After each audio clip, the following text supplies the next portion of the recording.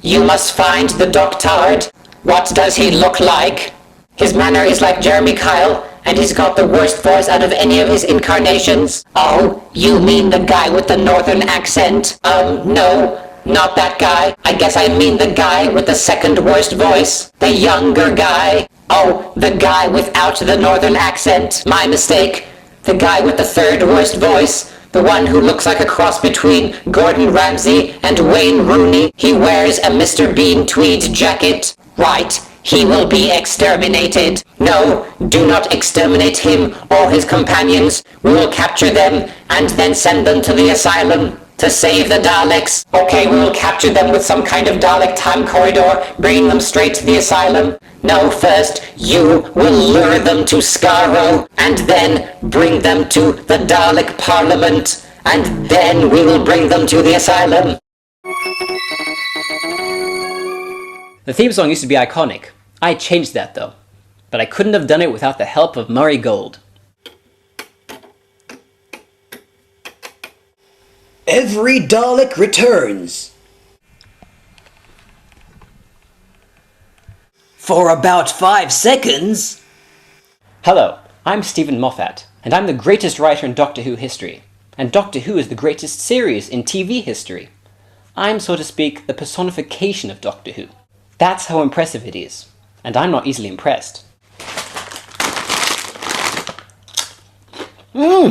These crisps are the greatest crisps in crisp history. These are, so to speak, the crispification of Doctor Who. Best before 2005. Let's make the Daleks scary again, by slowly but surely bringing back the old design, even though they were inferior and destroyed by the fat rainbow Daleks. You are inferior! Yes, we are inferior. Now exterminate us and be our replacements. Taste the rainbow!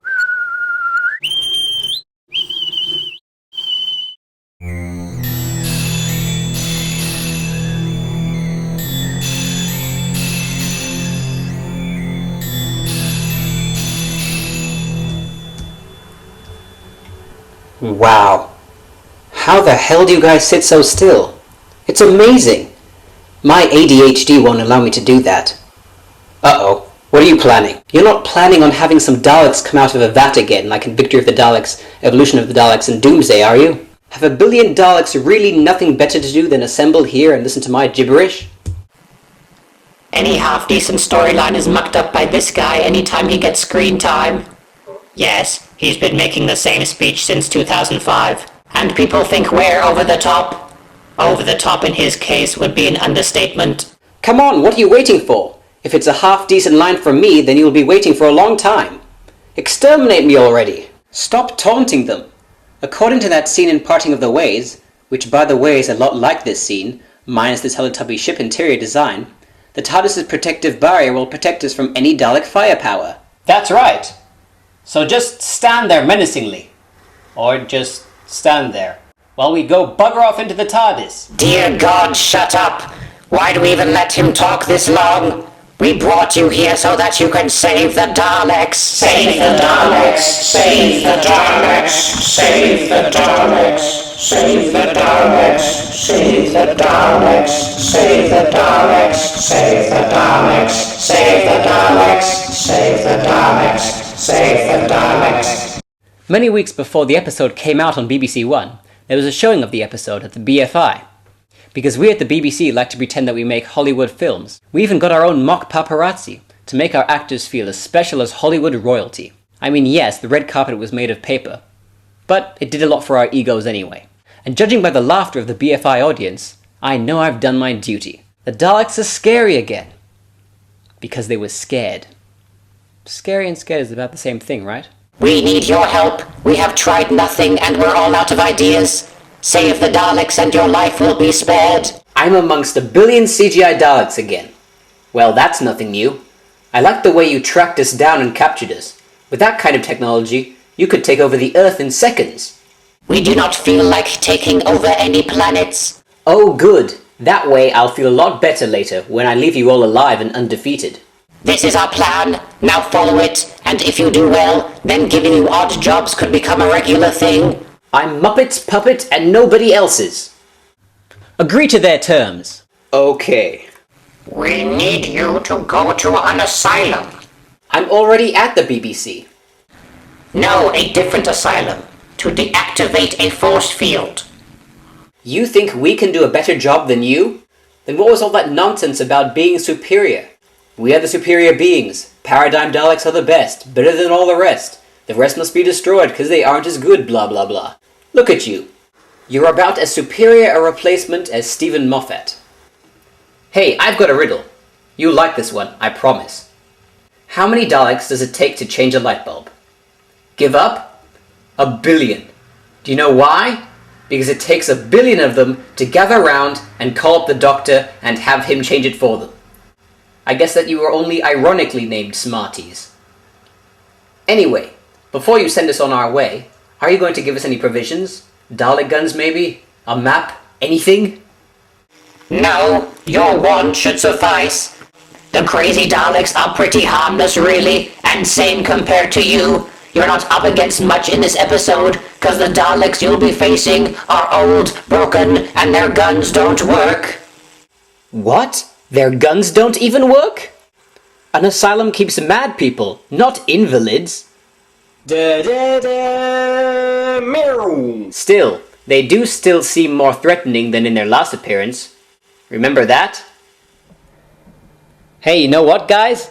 There was a Dalek back there. Really? They're in this season? Not anymore. I defeated it. Really? How? I simply peeled the top of the colourful wrapper off and stuck my wang inside. That's what I forgot to do on our wedding night. And can someone please turn the lights on in this season? Not the blue one again! I'm Steven Moffat. Be amazed. Be very amazed. I write Doctor Who. You don't. I'm better than you. And now for one of my famous impressions, this time of Sean Connery. I'm shitting in a chair. I shit in a chair. I shit in a chair all the time. That's what I do for my job. Shit in a chair. Some people call it shitting on a chair. Shitting in a chair, shitting on a chair. Who gives a shit? Just blow up the planet. We could not destroy such hatred, such beauty. Blow up the planet. Psew, psew. I really liked it. Now put me down as executive producer.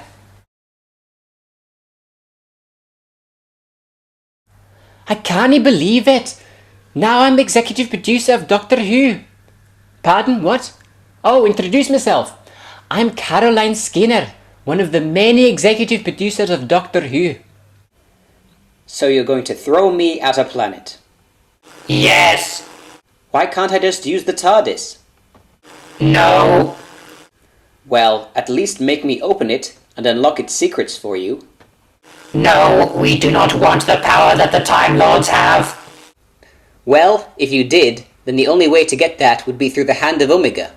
But you already tried that, didn't you? And the Hand of Omega destroyed Skaro and the Special Weapons Dalek. Remember, Runts of the Daleks? Geronimo! Seriously, Steven Moffat? You're still insisting on that catchphrase?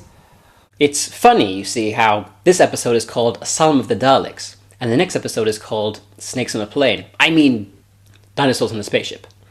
Anyway, the reason that's funny is because another name for the BBC is Asylum of the Dinosaurs. Hey, are you okay? Hey there, little fella, are you okay? Hey, are you okay? Are you alright? Are you okay there? Hey! Hey!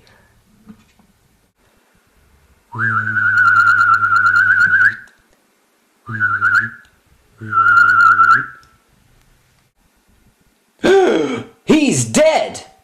Did you really need your wands to establish that? Look, I've got to be the stupidest, ugliest guy on TV so that both our viewers can relate to this show and not feel so stupid and ugly. There's more than just 2 people who view this show. Yes, but their collective brain cell count only amounts to 2 normal people. Isn't that right, viewers? Yeah. But I haven't even done the lobotomy yet. Just like good old Russell T Davies used to do in fabulous episodes like Rose. In this episode, the alien threat is just the backdrop to the real problem, Amy and her ex-husband's relationship. Okay, it's going to take me a while to open this hatch for some reason. So cue the heart-to-heart scene, where I get all teary-eyed about you and Rory being no different from usual. But apparently you're divorced now? Yes, I'm underwhelmed with emotion. That's right, spill your heart out. Go on, say some more, meaningless tripe. Okay, Doctard, you know, life goes on when you're not there. Interesting. Not very interesting. Why do we have to do scenes like this? Well, it's all going according to Ben Stupid's Guides to Unentertainment, the book that coined that interjection so frequently used by BBC staff, yonorific. See, it says it right here. Heart-to-heart scenes are a must, just like waste of time episodes. Any sophistication present must be removed promptly and replaced with a full injection of cartoony smuttiness. Oi, Chin, get your shirt off and get flirting with me so that you don't get too scared of the armless Daleks. By the way, I'm bisexual and Rory was the name of my second love, innit? This show used to be sophisticated. Nowadays, a naked lady is thrown in for a shock and a laugh. That naked lady scene wasn't in Doctor Who. That was from a new internet spin-off called Plonker Life. Ah yes, that semi-sitcom that I'm a minor character in. Here's one of the scripts by Chibnall.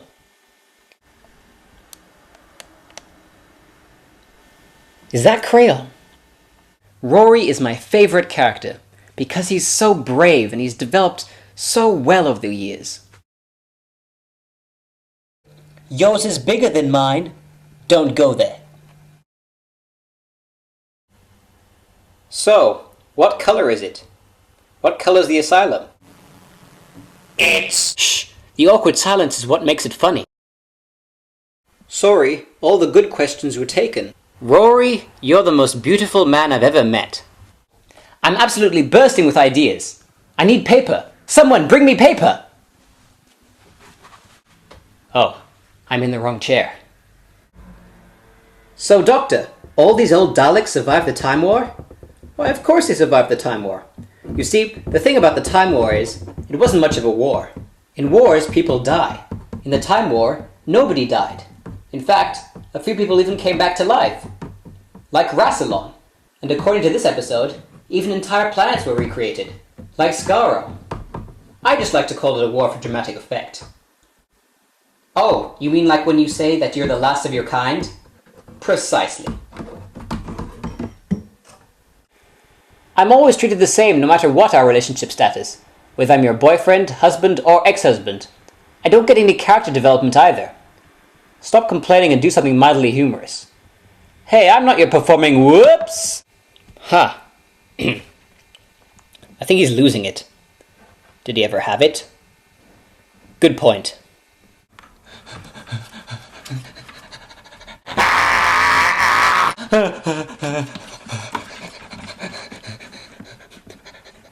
Open the gate! Open the gate! I'm really scared of the harmless Daleks! I just want to talk.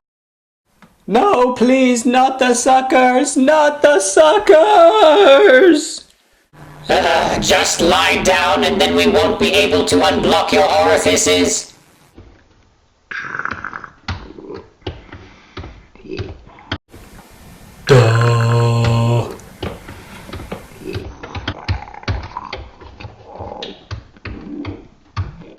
Are you actually properly real? No, I've got inverted commas put around my name. You see, I'm in Dreamland too, just like you, Oswin Oswald. In my dream world, I think I keep saying, Time Lord Victorious. But in reality, I'm saying, Time Turd Vicarious. I'm just a poor substitute for the real Doctor. I'm really the Doctard from the planet Gallimorphry, in the constellation of Can't Stand Hubris. You're about as funny as Steven Moffat. Steven Moffat isn't funny. He's hilarious. According to him, time and the universe can be fooled into thinking that I'm dead while I continue doing all the same stuff I always did before my supposed death, just because I pretended to die. That's how good my acting skills are. Yes, Oswin Oswald becomes a Dalek. That's this week's spoiler. Well, it's not really a spoiler because it doesn't spoil the show. I spoil the show, with crappy lines that I give all the main characters. And all the other characters have to have crappier lines to balance it out. That's why Blink was so much better than the rest of them. The less of the zany Doctor and his crappy companions you have, the better the show. I can't give you babies! Wow, you forgot about our child, Riversong. This Dalek mind rape device works in your favor. No, I mean I can't give you any more babies! And you want babies no matter how many of them turn out to be immortal psychopaths? Yeah, I wait around for 2,000 years, but all I really want is more than one baby with you. By the way, there's this newfangled thing that's been in practice for millions of years. It's called adoption. I hate orphans! That's a bit harsh. Anyway, if we adopt one, it wouldn't be an orphan anymore. Ixnay on the option day. You're spoiling the drama. Chapter 32 in Ben Stupid's Guide to Unentertainment states that adoption is never an option. What's wrong with Amy? I'm afraid she's dead again. The dodgiest companion I've ever had is dead. Since she's dead, will there be less smut in the show from now on?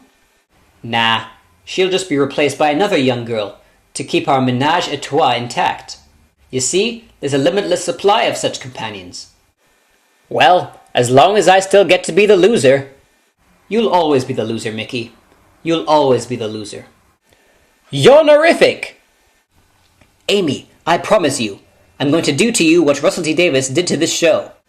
You're going to rape her helpless corpse? No, I'm going to save her life. Or rather, you're going to save her by snogging her. Yes, that's right. You're still watching a show called Doctor Who. Look, Rory, since 2005 to the present, it's been true that kisses in this show can save your life as well as kill you. So come on, love is the only thing that will save her life.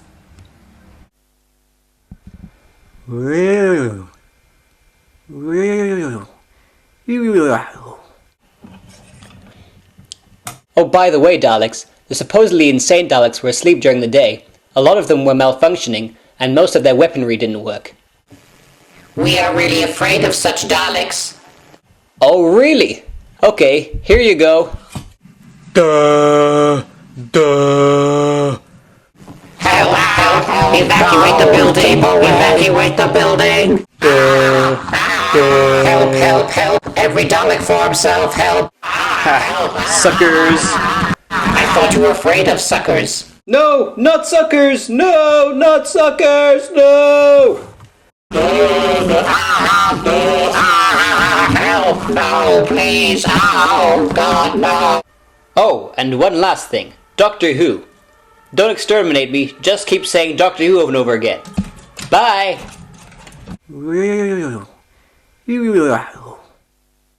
Doctor Who! Doctor Who! Doctor Who!